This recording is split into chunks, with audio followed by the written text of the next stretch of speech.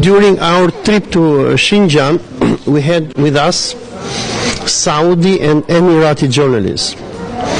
And unlike us, Albanians and Turks and what have you, who were doing questions and who were very concerned with what we were seeing, the Saudis and Emiratis, they didn't do any question at all.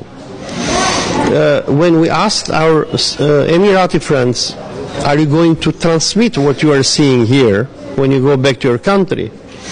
They told us our government do not allow us.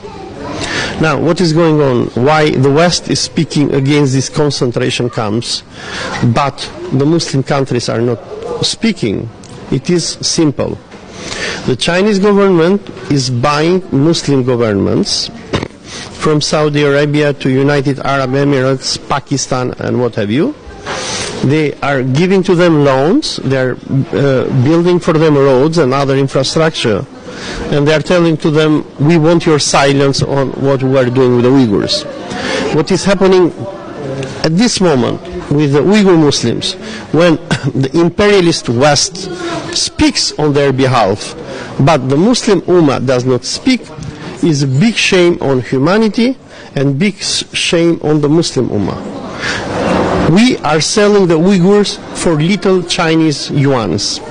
But one day, Allah is going to ask the Muslims why we sold our brothers and sisters and why we allowed this genocide that is happening against them by China.